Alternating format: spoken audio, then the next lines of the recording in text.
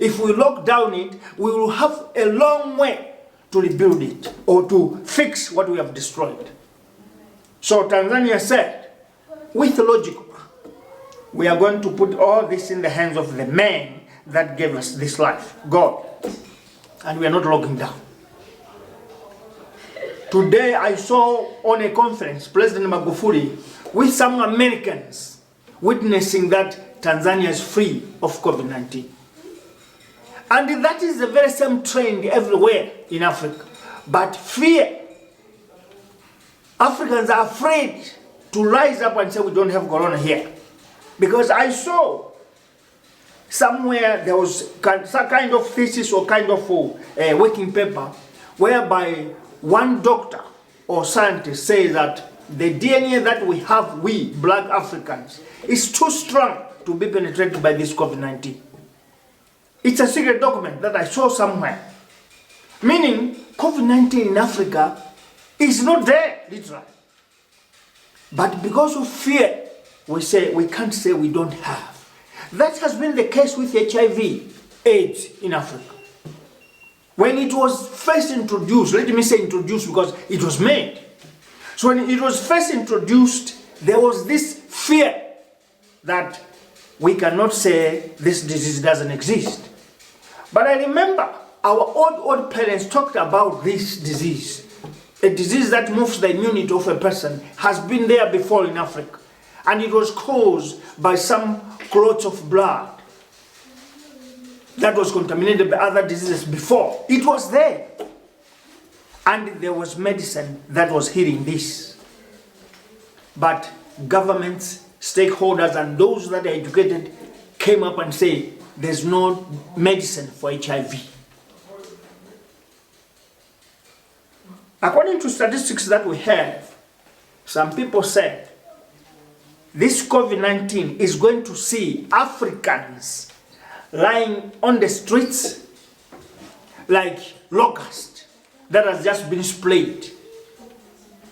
People, Western nations, say that, predicted that Africa there will be streets of people that are dead.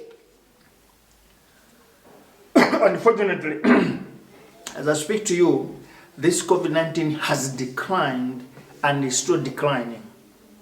Some African countries are even poking themselves to say, why did we lock down? Why did we close our economy? Look, this disease has not been very devastating as we expected, as we heard from Western nations, as we heard from those powerful nations. Today, many Africans are ashamed. Many countries and governments in Africa are ashamed to say, we wouldn't come. We wouldn't even lock down nations. Look, we have destroyed the economy, but the impact of the disease has not been very devastating. Because as I speak to you, a number of people that have died of COVID-19 in Africa today, the number is not more than 100,000.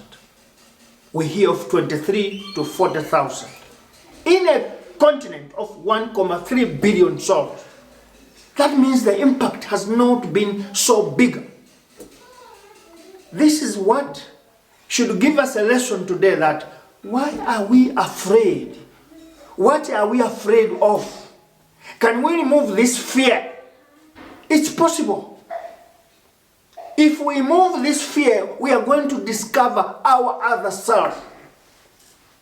I'll give you this same example about this fear. If there is any nation, if there is any creation or a race that was devastated by fear, were the Chinese. Chinese have been the people that were scared, were afraid, particularly after being chased from the United Nations in 1972 by resolution, or was it 1672 or 1552? I can't remember well. The resolution made China to go back, and China was much afraid. Because if you are disconnected from the international community, that means you are not existing. So China was afraid. But the Chinese people went back home and told each other that let us not be afraid of ourselves inside. Let us be afraid of them outside there. By this, no one should go out. Let us be inside. Let us be within our country. Forest as it is, but we can remove the fear of the outside. We can now develop our own Chinese removed the fear. They developed themselves scientifically, technologically, development-wise. By then, there was a city called Peking. By then, today we hear of Beijing, a largest city.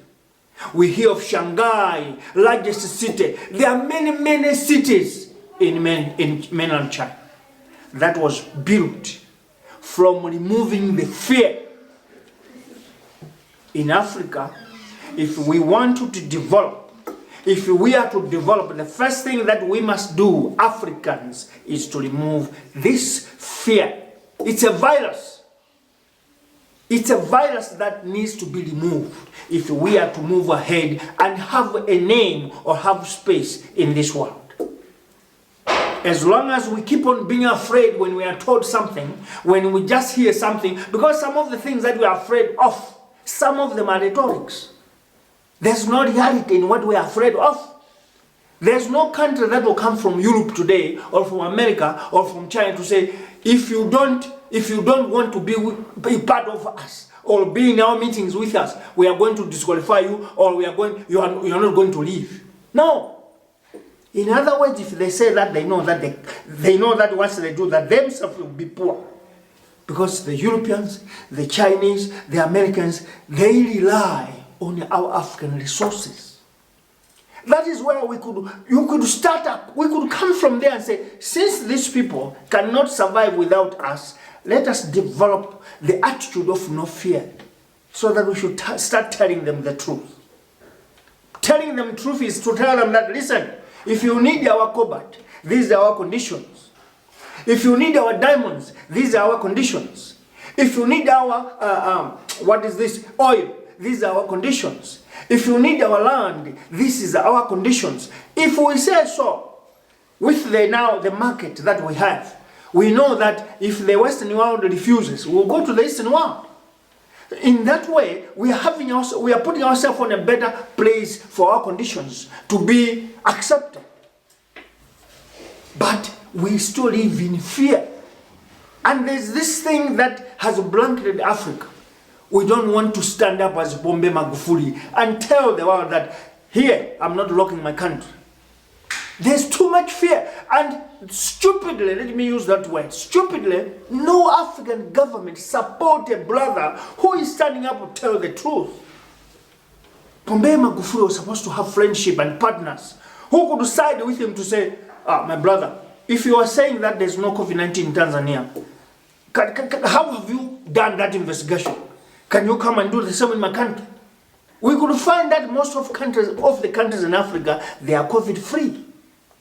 But fear, and there's this thing that has made our fear to be a giant thing that is even controlling us. Donations. Aid. You can give them many names. Whenever there's a disease such as HIV/AIDS, they come tell us that, listen, we will distribute condoms.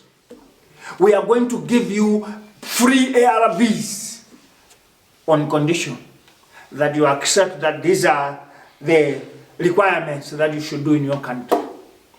And we just listen. Okay, no, it's fine. Billions will be poured in. Billions will be poured in. And the danger of us, the fear that we have is that we don't want to remove the fear of standing alone and do those billions by ourselves. We believe in receiving. Once they give us those billions for HIV/AIDS, we are going to divert them. We'll build a clinic there. And me too, I'll take 10% there. I'll build my mansion. That is the power of fear. Because if we remove the fear, we are going to say, we are not going to receive anything from any nonsense that comes from someone, because here we want to use our logic in finding our solutions in our problems. We are going to use our senses to find solutions on our problems. Once we stand up that particular day, Africa is totally free. Because then we will be able to deal with our problems as they stand. Example is this COVID-19. We have suffered, we have killed our economy on the problem of others.